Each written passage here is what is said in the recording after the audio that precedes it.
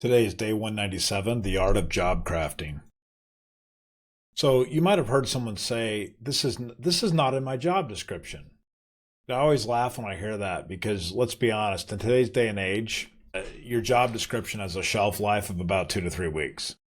I mean, I don't know how many times my job description has changed, but almost every time I get hired for a job within less than a year, the job description has already morphed many times over. So this idea that you have a job description is kind of an old idea that's just gone away. Next time someone tells you this, hey, it's not on my job description. Here's a trick I like to do. Give them a piece of paper and a pencil and say, here, I'll give you 5 minutes. Write your new job description. Write down your job description. And what's interesting is this ends up becoming a highly instructive lesson because if they take it seriously and they actually write down what they think their job is, you can then sit down with them and go through it with them, and it'll be highly instructive. Both you and the person you're talking to will learn a lot because you'll understand expectations. You'll understand what the person thinks they're doing, what you think they're doing. This is a powerful way to connect in a meaningful way because, it really concludes with, hey, I now know my job description is variable, but I also now know that I need to communicate openly about what I'm doing so that my boss or my colleagues know what's happening. You can also use the same concept during interviews. One trick I learned from a seasoned interviewer once was they asked me a very open-ended question, or they would ask an open-ended question to candidates, and that was, if let's say they were interviewing for a sales position, the person would ask, if you were in charge of writing the job description for this sales role, what would it be? Describe the perfect sales role. And some people were very reluctant to answer that. They're like, I want to know what you're going to say before I say something. But if you push them on it, they'll eventually start to answer what they think the perfect job description would be for a salesperson. And that can be very revealing in a bad way, or in some cases, or many cases, very revealing in a good way. So, and a lot of times when people object to it, I say, well, we're hiring professionals like you because we want that person to help us craft the role. We're not exactly sure the perfect role. So we're looking to hire professionals like you to help us create that role. So this is your opportunity to tell us the way you think it should be. What is the ideal? Describe, what the perfect role is for you.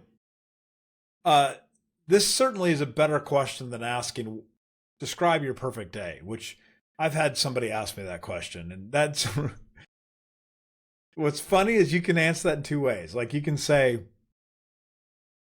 just blow smoke and try to describe the perfect day where you're an awesome salesperson or an awesome whatever.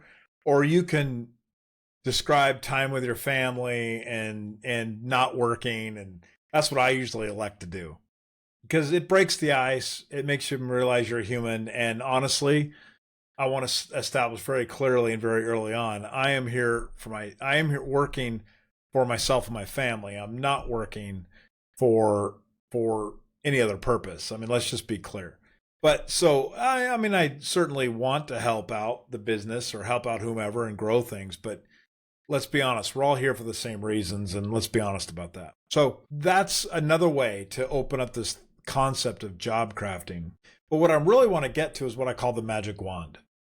So oftentimes when I'm talking to a client or a colleague, or mainly a client, when they're having a problem, like a challenge, and they're starting to complain about the job or this or that, or this problem, or they don't have enough money for this, or they can't get this done, or whatever the case may be, it's very easy place to dwell on Complaintville. The complaint department's always open. And sometimes when you're talking to employees or your employer or clients of yours or whatever, it's sometimes very easy to go down the path of complaining about the job. So instead, what I like to do is ask, well, hey, I understand there's challenges, but if you could wave a magic wand, so if you had a magic wand today and you could wave that magic wand, what would happen? What would change? Like what would go away?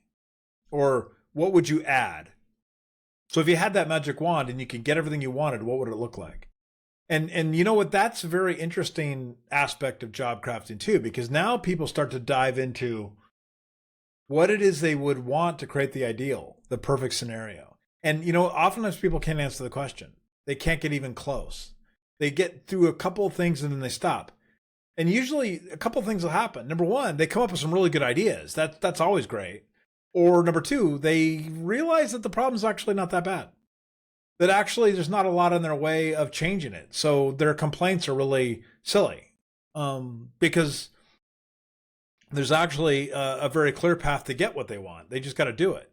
So the magic wand thing always helps me. In fact, I've gotten to the habit where I ask myself, like wake up and I'm miserable about something.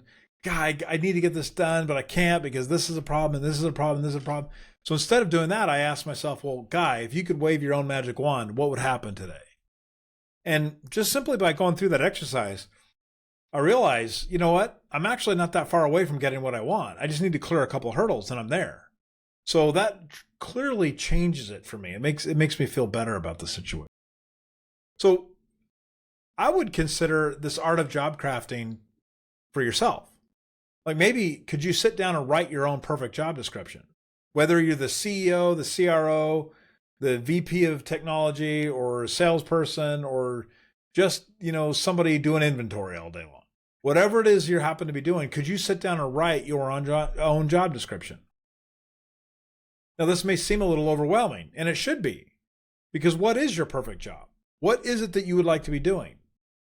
You've got to work to bring in money, because we all, in today's society, that's pretty required. So you're going to have to transfer your time for money. So in that time space where you are working for somebody to make money, what is it that you would like to be doing? What is your job description? Can you write that down?